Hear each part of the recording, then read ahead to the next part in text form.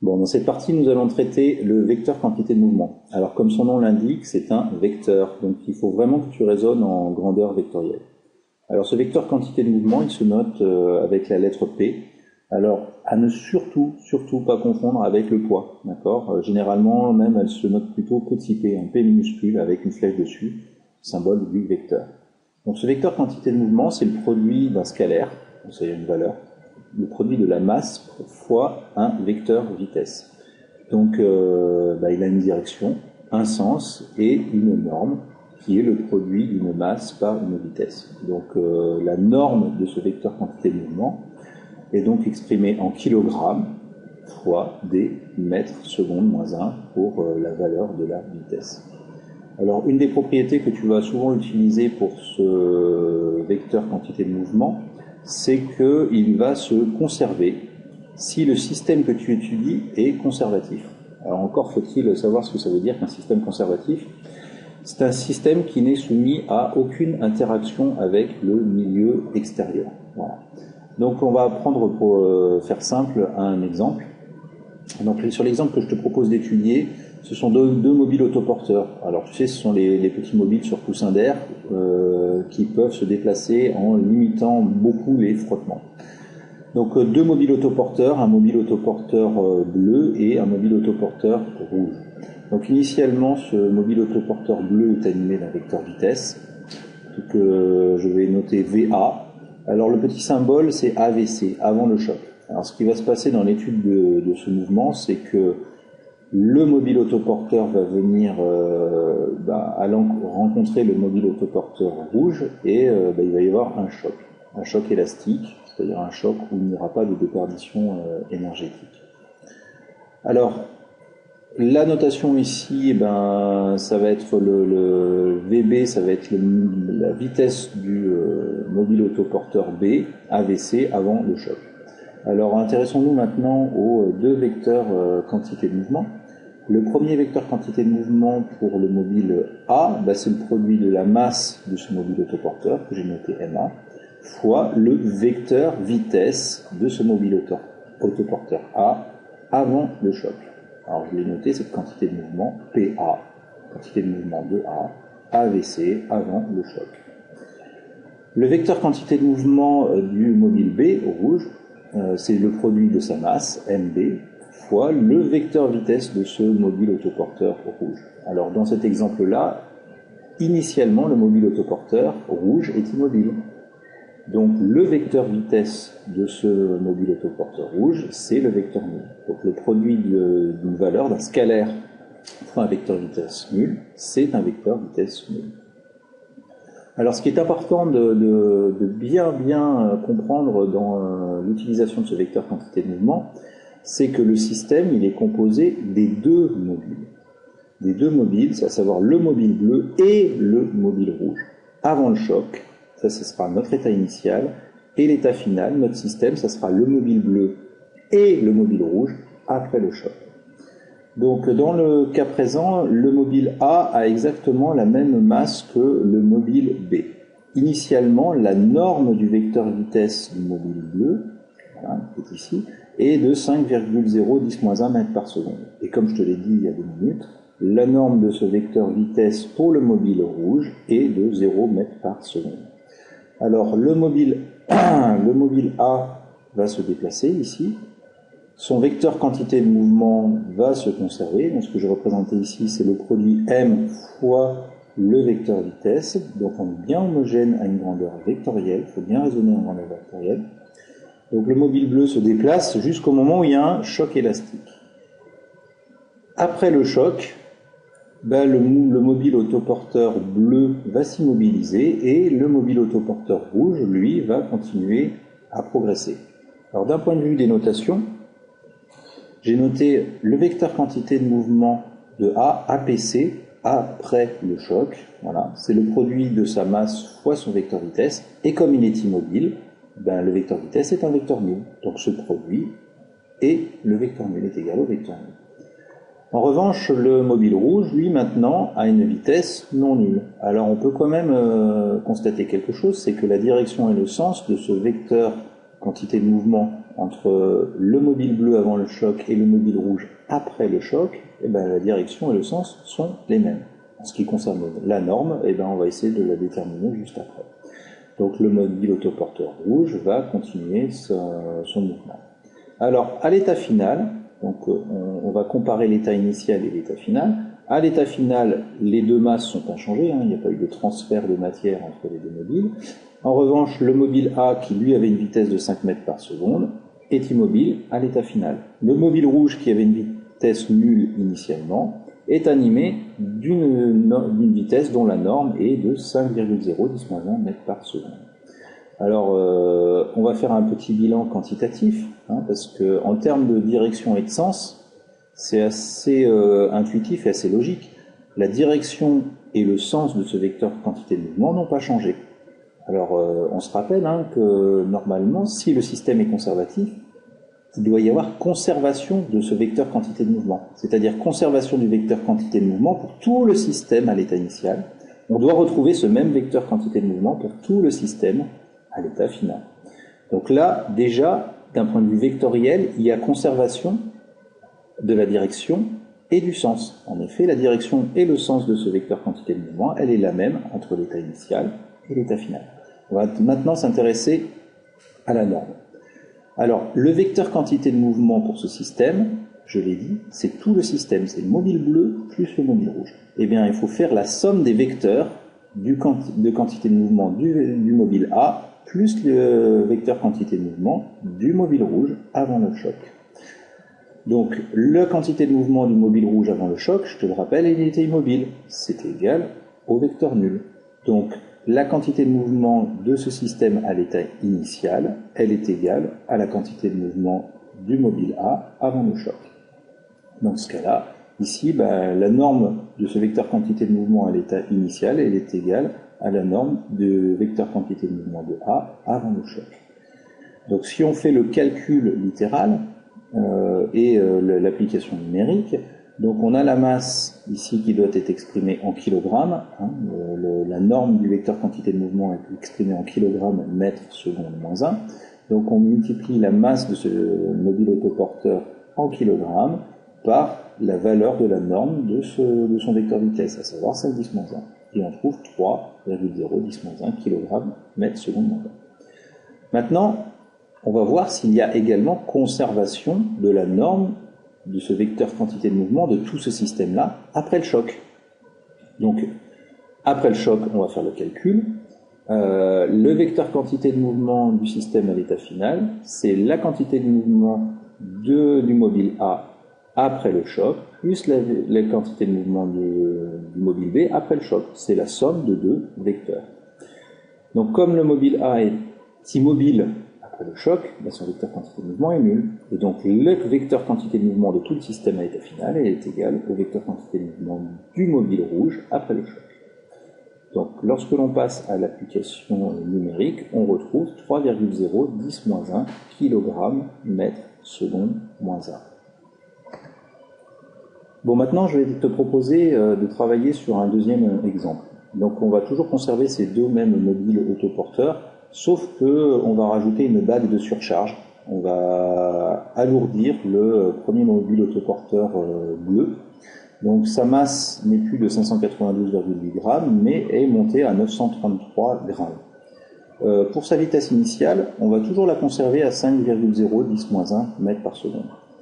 Dans cette deuxième étude, notre mobile autoporteur rouge, lui, est toujours immobile. Donc le système à l'état initial a changé, ne serait-ce que parce que la masse de A a changé. Je te rappelle, le système à l'état initial, il est composé des deux mobiles autoporteurs, le bleu et le rouge. Et on va vérifier s'il y a bien conservation de ce vecteur quantité de mouvement du système entre l'état initial avant le choc et l'état final après le choc. Donc là, le mobile autoporteur se déplace, va rentrer en collision avec le mobile autoporteur rouge, et à la différence de tout à l'heure, le mobile autoporteur bleu conserve une vitesse, c'est-à-dire qu'il n'est plus à l'arrêt comme tout à l'heure, il a une vitesse et donc il a un vecteur quantité de mouvement qui est non nul. Alors on va s'intéresser maintenant à l'aspect quantitatif. Après le choc, le mobile autoporteur a toujours la même masse, hein, c'est logique, il n'y a pas de transfert de matière. En revanche, sa vitesse n'est plus nulle, sa vitesse est de 1,1 10-1 mètres par seconde. Le mobile autoporteur rouge, excusez-moi, a lui une vitesse de 6,1 10-1 mètre par seconde. Donc on va s'intéresser à la conservation de ce vecteur quantité de mouvement. Dans le premier cas, la vecteur quantité de mouvement du système, c'est la somme des deux vecteurs quantité de mouvement, celui du mobile bleu plus celui du mobile rouge. Celui du mobile rouge est toujours égal au vecteur nul, pour les mêmes raisons que tout à l'heure. Lorsque l'on va calculer la norme du vecteur quantité de mouvement de tout ce système à l'état initial, elle est égale à la norme du vecteur quantité de mouvement de A avant le choc. Donc on fait le calcul, ce coup-ci la masse est plus importante, la vitesse elle reste inchangée, on a une norme du vecteur quantité de mouvement qui est de 4,7 10-1 kg mètre seconde. On va voir si finalement il y a conservation de ce vecteur quantité de mouvement. Alors on s'intéresse déjà à la direction et au sens de ce vecteur quantité de mouvement. Là, la direction de ce vecteur quantité de mouvement à l'état initial, elle est horizontale et dirigée vers la droite. Dans l'état final, on s'aperçoit que les deux vecteurs vitesse sont collinaires. Les deux vecteurs sont collinaires, donc si on fait la somme de ces deux vecteurs, on aura bien un vecteur qui est également horizontal et également dirigé vers la droite. Donc, ne serait-ce que pour la direction et le sens, il y a bien conservation de ce vecteur quantité de mouvement. On va s'intéresser maintenant à la norme. Alors pour s'intéresser à la norme, il va falloir déterminer la norme de la somme de ces deux vecteurs, la valeur de la somme de ces deux vecteurs. Donc le système à l'état final, il est composé de ces deux vecteurs, du vecteur quantité de mouvement du mobile A après le choc et du vecteur quantité de mouvement de B après le choc. Si je fais la norme du vecteur quantité de mouvement de ce système à l'état final, là dans le cas présent, j'ai dit que c'était la somme de la norme de lui, du vecteur quantité de mouvement du mobile bleu, plus la norme du vecteur quantité de mouvement du mobile rouge. Attention, quelque chose de très important, je n'ai le droit de faire cela que parce que les deux vecteurs sont collinaires. Je n'ai pas le droit de dire que la norme de mon vecteur quantité de mouvement à l'état final est égale à la somme des deux vecteurs, des normes des deux vecteurs, si ceux-ci ne sont pas collinaires. On est d'accord. Si tu as un vecteur qui est horizontal et l'autre vertical, la norme, ça sera la norme de l'hypoténuse. C'est comme dans un triangle rectangle. Si tu fais la somme du côté opposé et du côté adjacent, tu ne trouves pas la longueur de l'hypoténuse. Là, pour les mêmes raisons, on n'a pas le droit de le faire si les deux vecteurs ne sont pas collinaires. Donc là, je peux me permettre de le faire uniquement parce que les deux vecteurs quantité de mouvement, celui de A et celui de B, sont collinaires. On passe à l'application numérique. L'application numérique me permet de déterminer une norme de vecteur quantité de mouvement à 4,6 10-1 kg mètre seconde moins 1. Alors on s'aperçoit qu'il y a une légère différence entre les deux. Cette légère différence, on peut l'attribuer à plusieurs choses. Des incertitudes de mesure déjà, parce qu'on a travaillé sur des enregistrements qui sont issus d'un pointage ou d'un pointage vidéo. Voilà. Donc ça peut être une première chose. Et après, une deuxième chose, c'est que ces mobiles autoporteurs sont sur coussins d'air et ces deux coussins d'air sont là pour limiter les frottements, les limiter, ne pas les supprimer. Donc on peut très bien imaginer qu'il y a une partie de l'énergie du système qui a été dissipée à cause des forces de frottement. Donc sur ces deux premiers exemples que nous avons vus qu'il y a conservation de ce vecteur quantité de mouvement. Là, on est sur un système qui peut être étudié sur une dimension.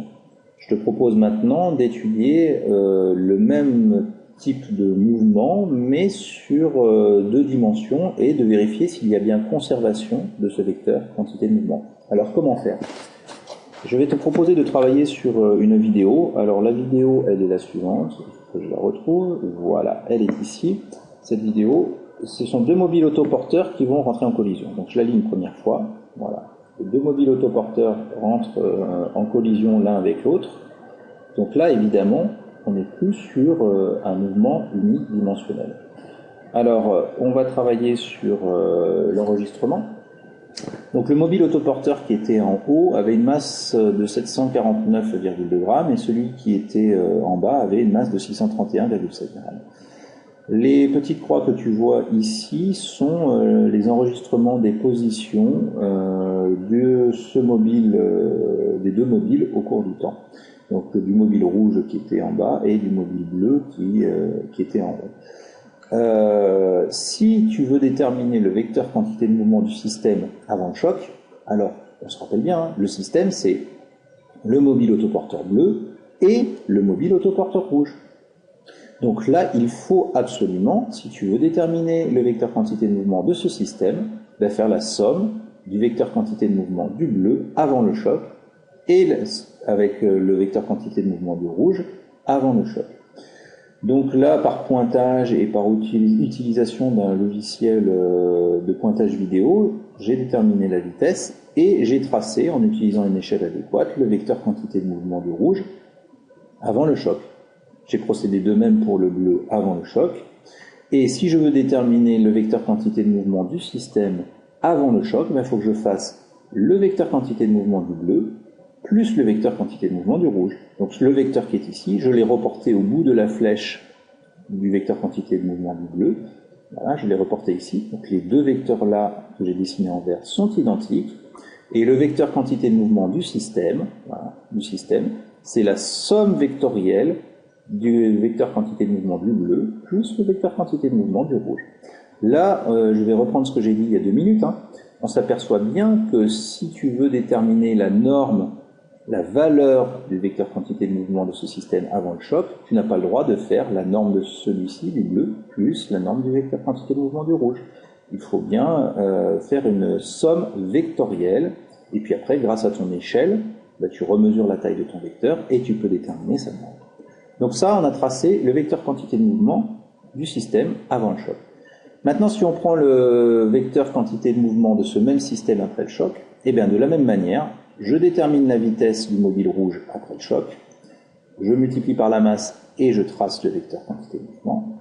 Le vecteur quantité de mouvement du bleu après le choc, je détermine sa vitesse et je multiplie par la masse, puis je trace le vecteur de quantité de mouvement du bleu après le choc. Donc le vecteur quantité de mouvement du bleu après le choc, il est ici, c'est celui que je parcours avec la flèche. Je vais y ajouter le vecteur quantité de mouvement du rouge après le choc. Voilà, il est ici. Donc, le vecteur qui est là en vert est le même que celui-ci. Et après avoir fait cette somme vectorielle, je peux déterminer le vecteur quantité de mouvement du système après le choc. Alors, lorsque l'on regarde ce système, eh bien, on s'aperçoit que globalement, la norme du vecteur quantité de mouvement est à peu près la même. Si on mesure la distance, la taille de ce vecteur quantité de mouvement avant le choc et après le choc, les deux normes sont à peu près identiques. En revanche, on s'aperçoit qu'il n'y a pas tout à fait conservation de la direction de ce vecteur quantité de mouvement. On voit qu'ils n'ont pas tout à fait la même inclinaison, donc pas la même direction.